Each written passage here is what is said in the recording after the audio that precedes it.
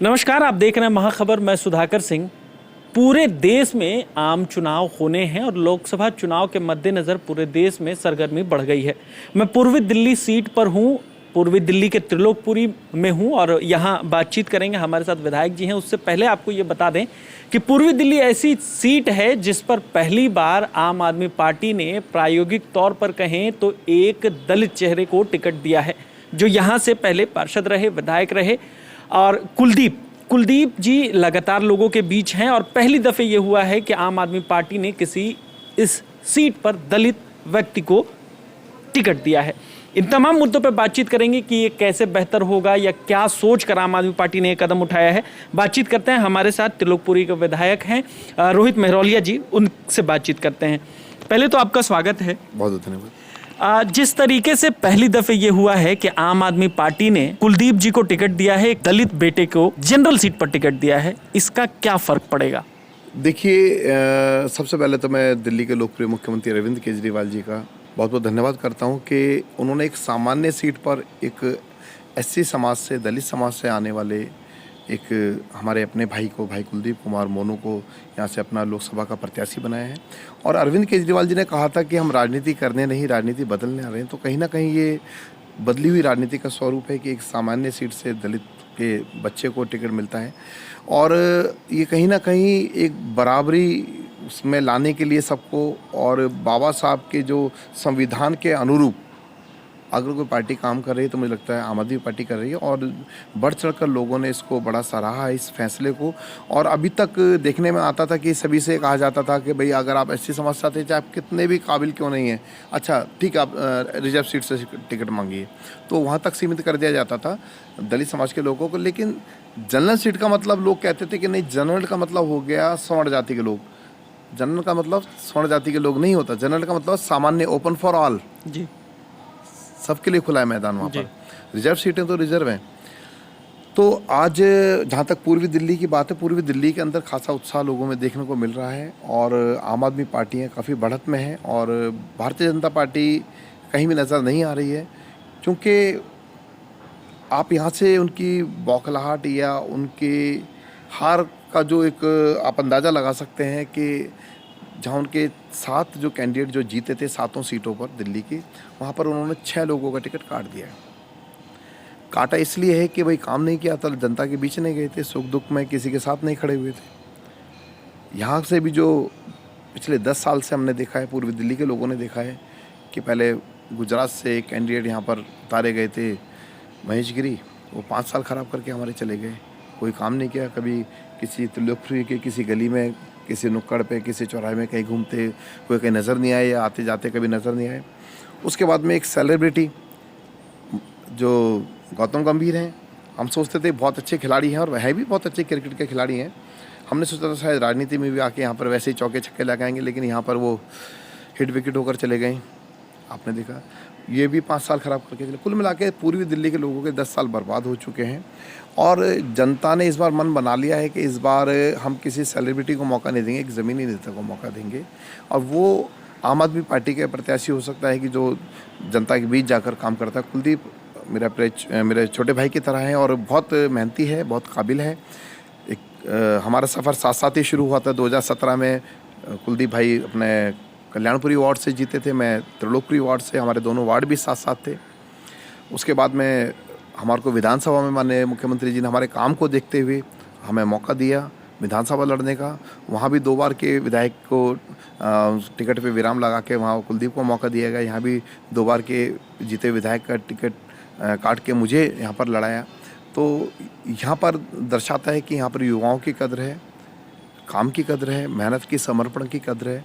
तो कुल मिलाकर आज जनता जो बदलाव चाहती है वो उम्मीद भरी नज़रों से आम आदमी पार्टी की ओर देख रही है और इंडिया गठबंधन 7 सीटें दिल्ली में ख़ासतौर से जीतने जा रही है। ठीक है, इंडिया गठबंधन 7 सीटें जीतने जा रही है, हम मान लेते हैं। लेकिन आप पहले ये बताएं कि जनता के बीच जाने के इस बार मुद्दे क्या होंगे, किस पे चुनाव लड़ेगी? देखिए, सबसे बड़ा मुद्दा आम आदमी पार्टी का इस समय अरविंद केजरीवाल जी के जो साजिश के तहत तथाकथित शराब घोटाले में जो जेल में डाला गया है, लोग देख रहे हैं कि उनको चुनाव प्रचार से रोकने के लिए और अरविंद केजरीवाल जी की बढ़ती हुई देश भर में जो लोकप्रियता, उससे भारतीय जनता पार्टी, मोदी जी घबरा गए हैं। और कहीं ना कहीं ये उनकी बौखलाहट है जब वो अरविंद केजरीवाल जी के कामों का मुकाबला नहीं कर पा रहे हैं।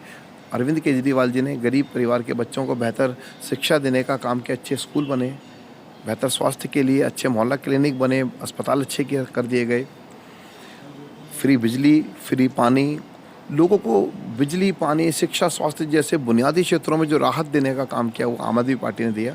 तो जब काम का मुकाबला नहीं कर पा रहे थे तो फिर से वो घटिया राजनीति पर आ गए। जो लोग 400 पार की बात कर रहे थे तो उनकी इस हरकतों से कहीं से नहीं लगता कि वो 40 पार भी कहीं होते नजर आ रहे हैं। और अरविंद केजरीवाल जी को जो जेल में डाला है, आज दिल्ली की जनता देख रही है और देश की जनता देख रही है।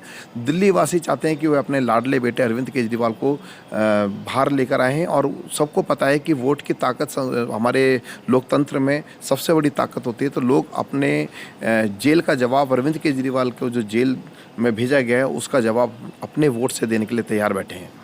ठीक है, जेल का जवाब वोट से, ये लगातार आम आदमी पार्टी ने एक स्लोगन बनाया है। मैं ये कहना चाहता हूँ कि स्लोगन तो चला, उसको पार्टी के दिलीप जी ने गाया भी गाने को, लेकिन ये लगातार खबर आ रही है कि आम आदमी पार्टी के उस स्लोगन को, उस गाने को चुनाव आयोग ने बैन कर दिया है। इस पर क्या कहेंगे? ये बड़ा निराशाजनक है। और दिलीप पांडे जी बहुत अच्छे कलाकार हैं और बहुत अच्छे साहित्यकार हैं, बहुत अच्छे खिलाड़ी हैं, और मैं समझता हूँ उतने ही अच्छे इंसान भी हैं जी। उन्होंने दिल से और आत्मा से इस गाने को लिखा। हमारे सीनियर नेता हैं दिलीप पांडे जी, उसको रचा, उसको गाया, और पहली बार किसी पार्टी के कैंपेन ऑफिशियल सॉन्ग को चुनाव आयोग द्वारा रोकने की कोशिश की गई। ये दर्शाता है कहीं ना कहीं चुनाव आयोग के जो कदम है, चुनाव का आयोग का जो आजकल जो चल रहा है, उनका कार्यशैली, उसके ऊपर भी बहुत बड़ा सवालिया निशान लग रहा है कि कहीं ना कहीं ये पक्षपात वाली नीति से तो काम चुनाव आयोग नहीं कर रहा है कि एक चुनाव आयोग एक कैंपेन सॉन्ग को रोकने के लिए काम करता है, जबकि उसके दूसरी तरफ भारतीय जनता पार्टी के जो नेता हैं वह लगातार जो कोड ऑफ कंडक्ट के नियमों का उल्लंघन करते नज़र आ रहे हैं। उसके ऊपर कोई भी कार्रवाई नहीं हो रही, वहाँ पर बिल्कुल चुनाव आयोग मौन बैठा हुआ है। तो ये दर्शाता है कि आज संविधान भी खतरे में है और जो एजेंसियां या जो संस्था जिनको निष्पक्ष होना चाहिए वो पूरी निष्पक्षता से काम नहीं कर रही हैं। एक सवाल ये, अरविंद केजरीवाल जी जेल में हैं और लगातार आम आदमी पार्टी का सपना या आम आदमी पार्टी के शक्तिपुंज अरविंद केजरीवाल जी हैं, तो उनके जेल में होने से लगता है कि स्टार प्रचारक की कमी आम आदमी पार्टी के नेताओं को होगी, खलेगी? देखिए, हम भी ऐसे सोच रहे थे शुरू में कि अरविंद केजरीवाल जी जेल में चले गए तो कैसे कैंपेन आगे बढ़ेगा, कैसे चुनाव प्रचार आगे बढ़ेगा।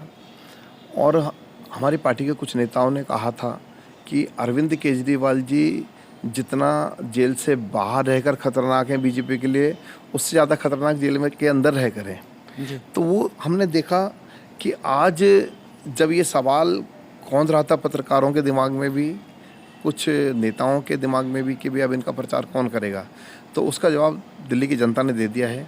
अभी 4 दिन पहले ही माननीय मुख्यमंत्री अरविंद केजरीवाल जी की धर्मपत्नी सुनीता केजरीवाल जी ने हमारे यहाँ रोड शो किया था कल्याणपुरी के अंदर, और वहाँ पर जन सैलाब जो उमड़ पड़ा है वह अपना आप में दर्शाता है कि भाई अरविंद केजरीवाल की जगह पे आज प्रचार करने की जिम्मेदारी आम आदमी पार्टी के लिए दिल्ली की जनता ने उठा ली है। आज दिल्ली वासी खुद अरविंद केजरीवाल बनकर आम आदमी पार्टी के प्रचार के लिए सामने आ गए हैं।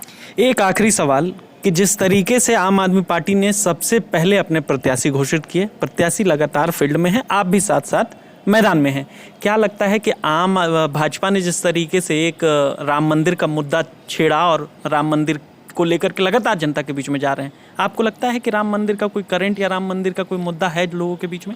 देखिए, पहली बात तो यह है कि भारतीय जनता पार्टी ने कोई भगवान श्री राम को या राम मंदिर का पेटेंट नहीं करा रखा है।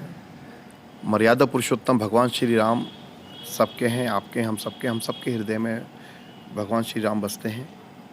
उसके लिए हमें भारतीय जनता पार्टी से सर्टिफिकेट लेने के लिए कहीं नहीं जाना है, हमें खुद पता है, ये हमारी आस्था का विषय है।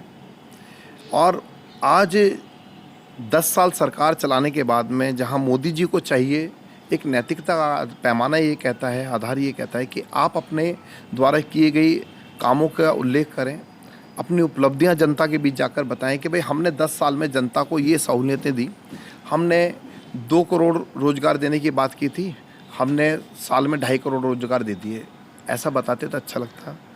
या हमने किसानों को एमएसपी का वादा किया था, उनकी आय दोगुनी करने का वादा किया था, हमने 4 गुना कर दिया, बहुत अच्छा होता। ये तमाम उनके वादे खोखले साबित हुए। तो आज मजबूरी में जब वो महंगाई पे लगाम नहीं लगा पा रहे हैं, जब वे लोगों को रोज़गार नहीं दे पा रहे हैं, बेरोज़गारी चरम सीमा पर बढ़ चुकी है, आज वो जो देश के सामने मुद्दे खड़े हुए हैं उन पे बात ना करके जो जनता सवाल उनसे पूछ रही है, देश की जनता पूछ रही है कि जी आपने महंगाई के लिए क्या किया मोदी जी, आपने महिला सुरक्षा के लिए क्या किया, या आपने किसानों के लिए क्या किया, नौजवानों के लिए क्या किया। तो उन तमाम सवालों से बचते हुए फिर से हिंदू मुसलमान की राजनीति पे, नफ़रत की राजनीति पे वो आ गए, जो उनका जिनमें उन्हें महारत हासिल है भारतीय जनता पार्टी को, जिनके जहाँ जो उनकी राजनीति का आधार है, और वो अपने आधार पे वापस आ गए हैं।